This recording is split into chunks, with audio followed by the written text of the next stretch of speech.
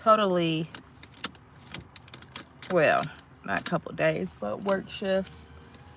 I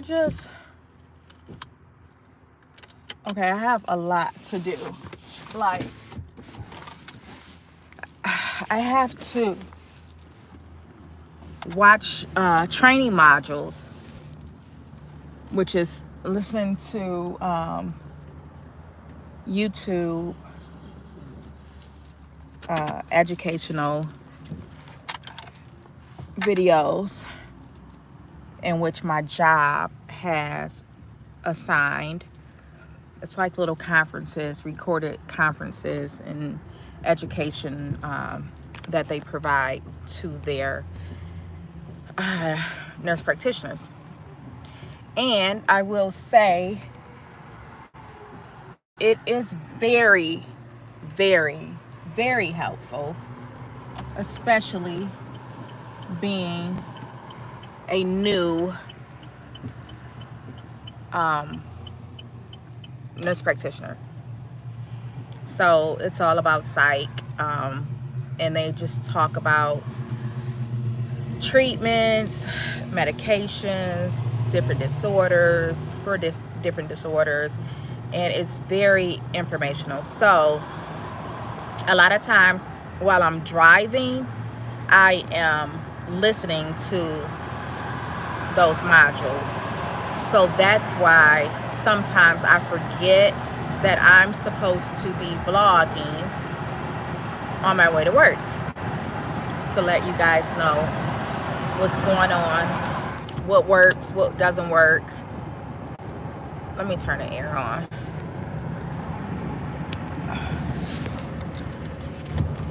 Okay. I am going to treat myself to a luxury vehicle soon. Right now I have my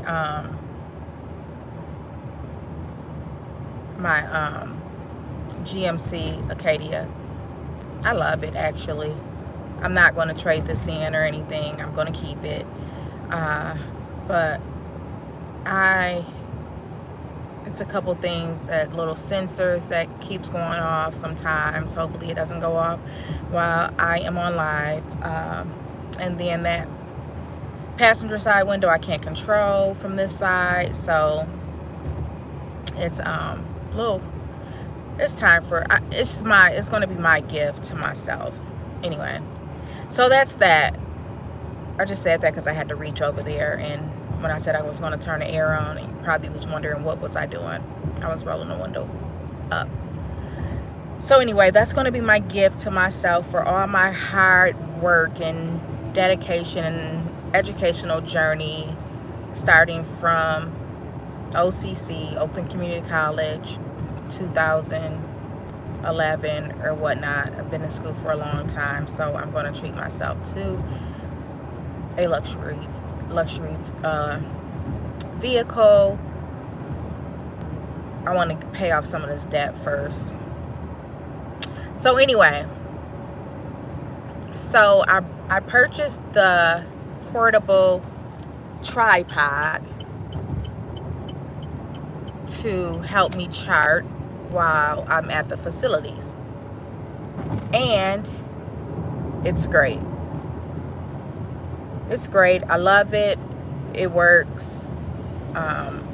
So I will continue to utilize that.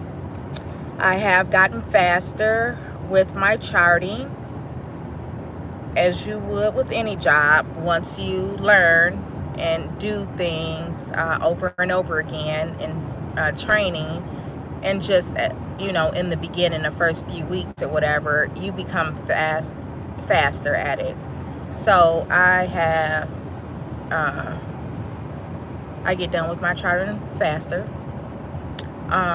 Today, usually I was saying I see 8 people, so I know I can chart on them. Today I'm going to see 12 people, and I'm going to attempt to chart on them.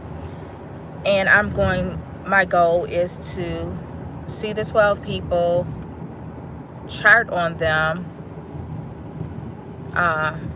before I pick Aiden up from school at 6 o'clock. So I'm going to go see my patient. Can you get over? Like, what are you doing, sir? So I'm going to go see my patients. I'm on my way now. I'll probably spend an hour in there today. And then I'm not going to chart on everyone right after the visit like I would like to do, because I'm getting a late start today. Today it's summer, so I'm not really waking Aiden up for school. You know, once he gets up, and then we get to moving. And that's how I plan my day, based off when Aiden wakes up. And then I'll go to start going to my facilities, which right now I only go to one a day. So at first I only had, this week, in previous weeks, I only had 3 facilities. Now, next week, I will have 5 facilities. So, I'll have 5 facilities. So, I will go to one facility every day, a different facility. So, that'll be good. More patience, more experience, more knowledge. More expertise. That's the goal, you know. So I'm going to go to this nursing home, nursing rehab center in Farmington, Michigan, and I'm going to see the patients. I'm going to leave, and then I'm going to go chart. And the goal is to chart on all 12 people and pick Aiden up from school. I have to stop charting at, depends on where I go. I have to get Aiden at 6 p.m. So my goal is to be done charting. So by the time I get to the facility, it'll be 2 o'clock. I'll see the patients, just say an hour, I don't know, maybe longer, who knows. But my goal is to see the patients, leave, chart. It's my goal. And to be done in time to pick Aiden up. Like I said, I've gotten faster with the charting. And what else did I have to mention? As far, I mentioned that they try to give you, they pay you for mileage, anything over 60 miles round trip. But you can request not to go, you know, just to be, to go a certain distance, which I should have done. I don't mind driving, but it's a lot of nursing homes, nursing rehab centers around my home. And, you know, well, one of the facilities, it's farther, and I have option to just take over that facility until they find someone else to cover the facility. So that's cool. I'll do that. But yeah, I'd rather have things like 30 miles, no more than 30 miles out. It's fine with me. So I'm going to start a new job also. So that's why I'm like, I got to get this down pack. I got to get this down pack. So actually, I started my new job, and I'm doing orientation right now. It is a whole lot, but it's the first job that I had as a nurse practitioner, which was the health risk assessments. And the reason I didn't stay with that company is because they didn't have the patient volume in order for me to make what they said I could make. So, and then they end up closing in January of this year. So, but I liked the job. So I'm excited about this job, doing the same thing. And this is where I was telling you guys I would go do health risk assessments. The insurance company pays for one free physical a year, and they also pay for, they offer one free physical a year. You know, all your screening should be free with your insurance companies. And also they offer this health risk assessment, and that's just to go and, like I said, make sure the patients know why they're taking all their medications, make sure there's no health issues going on, get their vitals, do a quick skin head to toe assessment. It's pretty easy, and that's the one I was telling you that pay like $145 per visit in person, or $80 per patient visit, telehealth. So it's a great second job. So I did the math, and if I continue with this job, going to this nursing homes and rehab centers,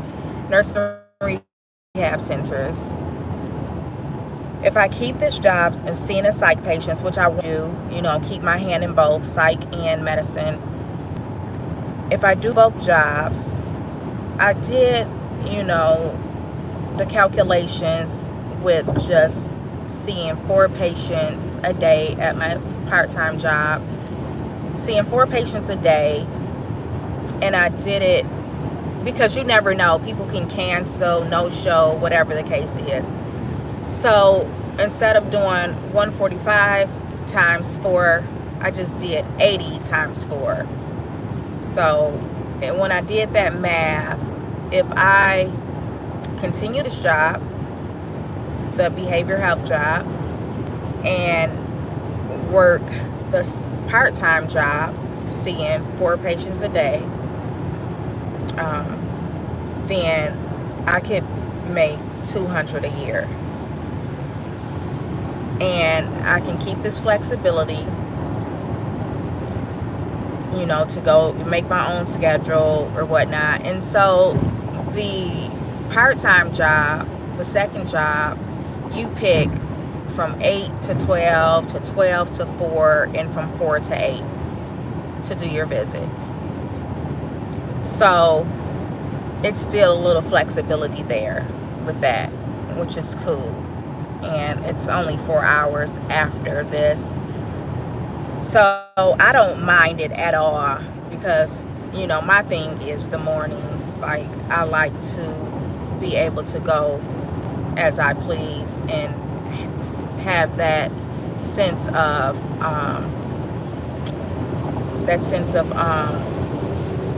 what's the word I'm looking for, autonomy, you know, to do what I want to do. It's another word, but I can't think of it that I'm looking for. But flexibility, I like it. So yeah, that is that. I'm on my way, so I'm going to get off and listen to some of these modules. And like I said, the modules that the company, behavior health company that I'm working for now, they have these YouTube modules that you have to listen to, and then you have to take a little quiz after you've listened to it. And they're very, very, very helpful, extremely helpful, and very knowledgeable. It has a lot of information in it. I know all of those words I said mean the same thing, but it's like, wow, it teaches you, it gives you the confidence to go out here and say, hey, I'm prescribing the right medication, I'm doing the right thing. Like for an example real quick, when you go into some of these facilities, they're like, hey, such and such is you know, acting confused and doing this, doing that. So they want you to give them some Xanax and Ativan or something. So, you know, with the geriatric population, you really want to stay away from benzos. So I talked to one of my old preceptors, and he was like, I'm like, at these homes, I thought we didn't give benzos to the elderly, blah, blah, blah. That's all they're passing out. And he's like, no, give them some Buspire 5 milligram or whatever. I mean, and then so I listened to the one of the modules that that this company offers, or training that they offer. And I learned that, hey, first and that's what anything, I always ask them, like, okay, do they have, you saying this is new behavior, do they have a urinary tract infection? Like, what's going on? Like, and so in one of the lectures, the doctor that was speaking, he was saying, like, he doesn't prescribe any benzos, and in order to, he doesn't do PRN, he doesn't schedule them. They have to call him for a benzo, and they have to explain to him what interventions did they try prior to calling him, and they have to note it in their documentation that this is what they tried, and it was unsuccessful. And then he may do a stat benzo or 14-day, like PRNs in the nursing homes, you can do them for 14 days. It has to have an end day. The longest you can do it is 14 days. And then you reevaluate the patient or whatnot. So after listening to that, I emailed the social workers, because that's who you want to collaborate with in the nursing homes, is the social workers when you first go there. So I emailed the social workers, because you guys keep sending me things saying, new behavior, but I don't see anything about a UA. So I just emailed them and I told them, like, hey, before I see, manage anyone or change any medication or anything for, anyone with new behaviors, you have to get me a UA. I have to have a negative UA. If I don't have a negative urinalysis, for urinary tract infection, then there's nothing I can do. If you put them on my list, because usually when you go in, the social workers have a list of people, or email you a list of people that they want you to see. So, and they'll say, such and such new behaviors. And I told them, like, if you put them on my list to see, I can go peek at them and say how calm they're doing. Like, because usually they're very calm. Like, so I could go see them and note that, But how about getting a UA before you tell the psychiatric nurse practitioner to see the patient? Like, I'm going to give them some medication. Rule out the UA. Rule out the urinary tract infection, first of all. So, and my goal is to get all my patients off of the benzo and onto, like, I don't mind, like he said, like, you have to redirect, do all your interventions before a benzo. That's like the last resort. So get the UA, getting everybody off benzos, put them on Buspire. It takes 4 to 6 weeks for the Buspire to work. So if needed, I will give a benzo for 14 days and reevaluate, or I might schedule just one PRN 0.25 one daily. So you guys pick and choose when you feel like the patient needs it until the Buspire kicks in. But yeah, elderly people generally should not be on and then I learned he said that he likes to prescribe Ativan because it comes in different forms. So like I said, these modules, these educational videos, I can appreciate them, making it mandatory that we watch these videos, because I have learned a lot from them and have become a little more confident in prescribing my medication. And you know, the first thing you do as far as prescribing medication when you see a patient is, before you switch a medication, let's see what they're on, and let's see, have they maxed out of what they're on, what they're already taking. So that's another tip and safety you know, method to use. Like, I'm not switching any medications. First of all, you're not on the therapeutic dose of the Seroquel or whatever the case. Make sure that they are on a therapeutic dose of the medication before you try another medication. I mean, this is your patient. You're going to be seeing this patient, you know, for until they expire. So you have time. It's no need to rush, you know. Keep them on their same medication before switching a medication. And then just do your research and, you know, phone a friend. Which of the friends that I phone is ones that have experience in this field for years, and figure out an alternate medication, a second choice that the patient can take. But try not to switch anything, you know. Try not to add anything.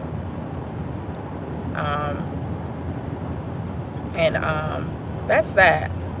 So I'm still driving, but yeah, so I'm on my way to this facility, and I will talk to you guys tomorrow after I drop my son off.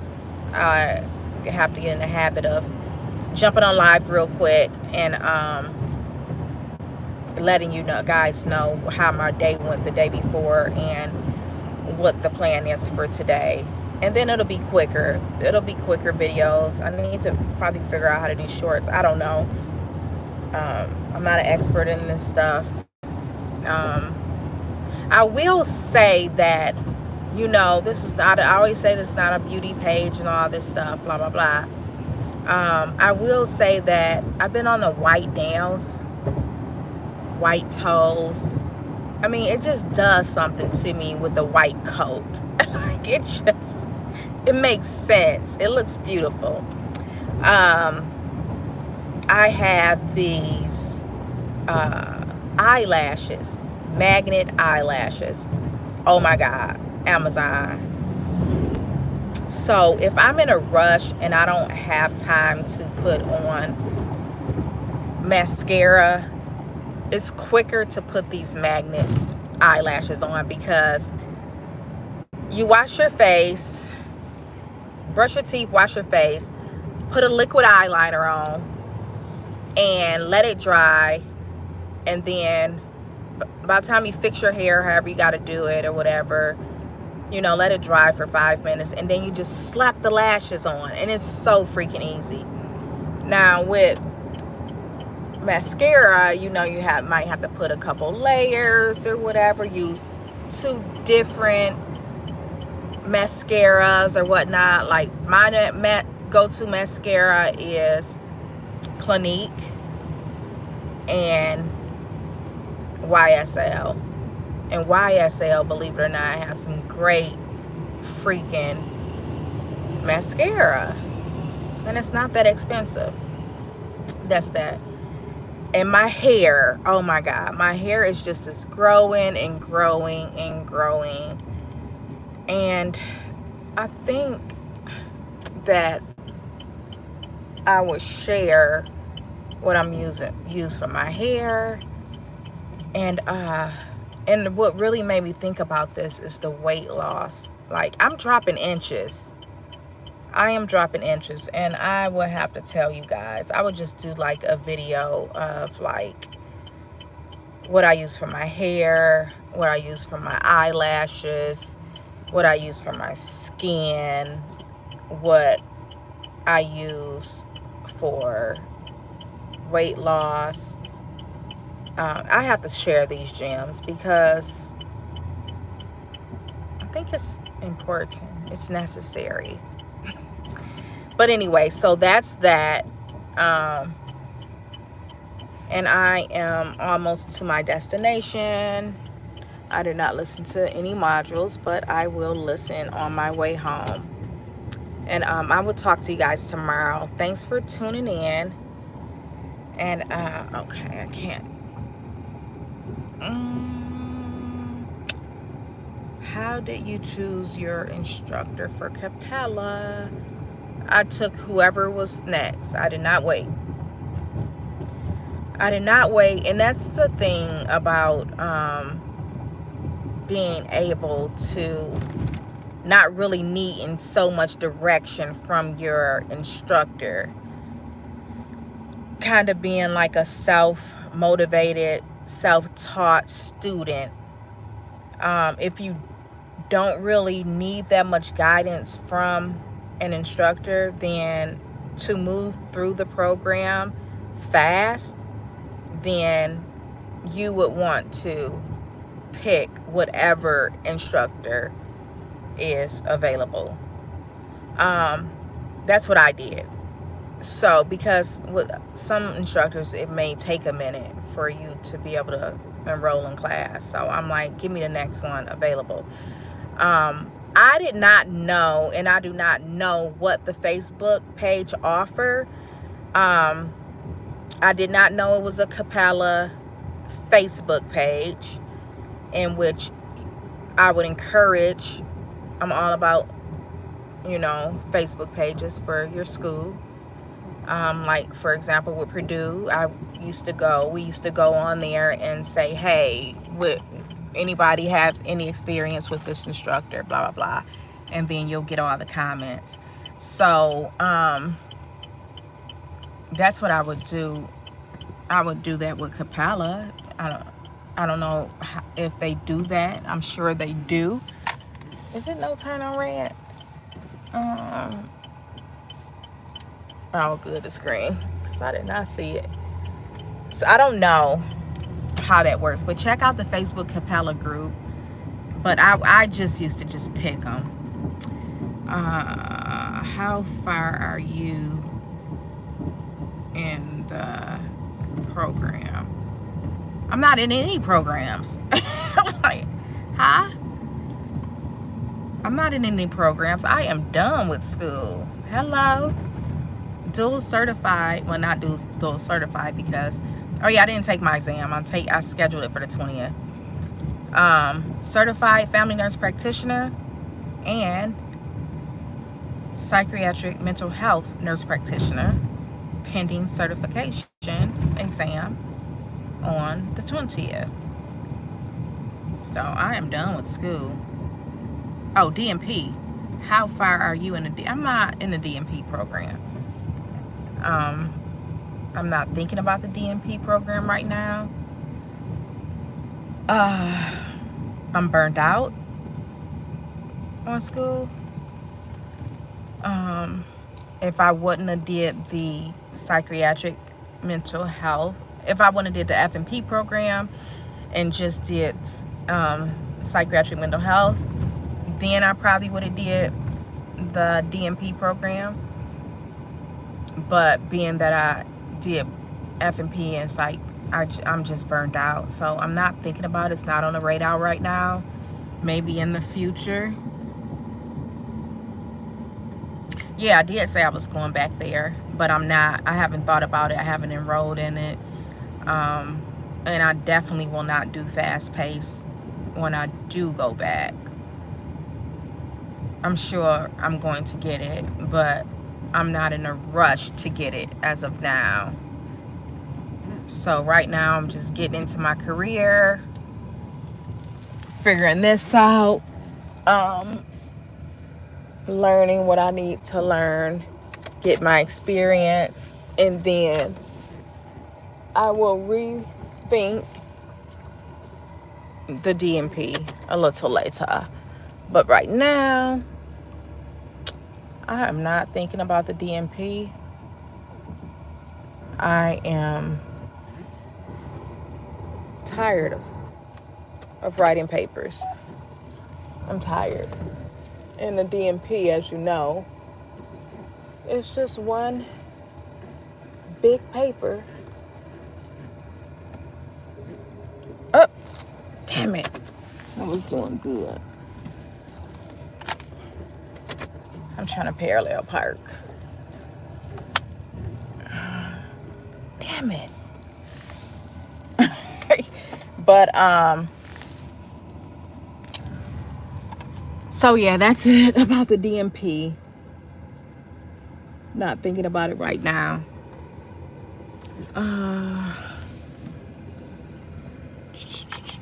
Okay, let's try this again. Usually I'm the best parallel parker ever.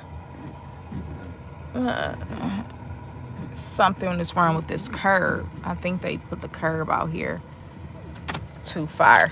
The city messed up. Okay, I haven't logged up because I want to see if it's some comments that I missed because I was driving, so I couldn't look down at the comments. All right, I'm in here like swimwear. Good. Okay. Let me see.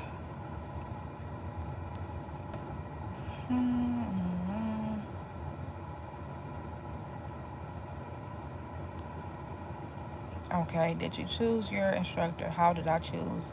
How far are you in the DMP? Okay. All right. Well, that's that, guys. Thanks for tuning in. I hope it was helpful. This is my daily drink for fat burning. I will tell you guys, this is black coffee, honey, cinnamon, and lemon juice. Real lemons. Now, they said to do that, you don't have to use black honey. You can just use warm hot water, honey, cinnamon, and lemon juice. But I heard that black coffee also burns fat on your stomach, so I drink it. And this is the first thing I drink every morning before eating. And I'm really not that hungry during the day. I just eat like maybe once a day. If I'm up late studying, then I'll snack. But that's that. Okay, so if that's it, I am at my destination, and I guess I can show you guys what I use for convenience when I go in. I'm not taking my laptop in today because I'm not going to chart. But I have this book. I mean, not book, but this binder.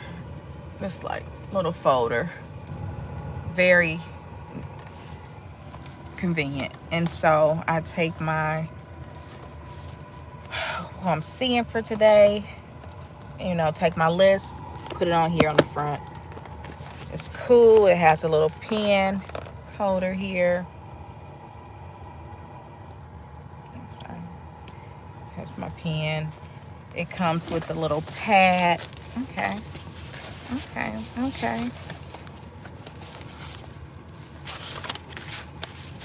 I keep my calendar in here. It comes with a little pad here, and then it just have like, I think this is cool. Okay. And I just keep my planner in here and my folders. Just a little slot here. And I got this off Amazon, and it's just very convenient. So I use that. And I'll show you some of the books that I have real quick to help me as a psychiatric. I keep this. Remember I told you guys to get this to study. Keep this with me. And I recently purchased, after listening to the modules, the training that we have to do, I recently purchased this. I haven't been able to read this yet, but this. And also this. It's upside down. So these are my go-tos, what I keep on me in case I have to reference or need to learn about a drug or something. Actually, I'm going to take this one in because I'm going to educate a patient of some different mood stabilizers, some options. So I'm going to take that in there with me to educate him. All right, so that's that. And I hope this was helpful. And I'll talk to you guys tomorrow. Do you plan on opening your own practice? Yes, I do in the future. I do. I just want to spend a year gaining experience and confidence and everything that I believe is needed to open a business. Any mistakes right now, I want to make now. I want to have support. When I say support, I mean my employers or whatnot. So this is the starting point for me. In the future, yes, I do want to open my own practice. It's a lot of things that I do want to do. I don't want to overwhelm myself because, like I said, like family is first, and I don't want to spend my time doing things and not being able to enjoy Aiden. So he's my first priority, and I never just want to be too busy for him. But I'm thinking like maybe 2 businesses. You know, a medical spa, still burning I renew my cosmetology license every year. I don't know what if anything I would do with that, but like I said, right now it's all about gaining this experience for this first year, full year. So I would consider my first full year will start once I'm off acclimation, and once I'm have this job, you know, figured out, and you know, working as a experienced employee. Once I get there, and that's when my day 1 for my year would start. And then so yeah, I do want to open up a practice, my own business, but like I said, experience is first. Thank you for sharing your journey with us. You've been awesome. Thank you. All right, well, have a great day, and I will talk to you guys tomorrow. Bye now.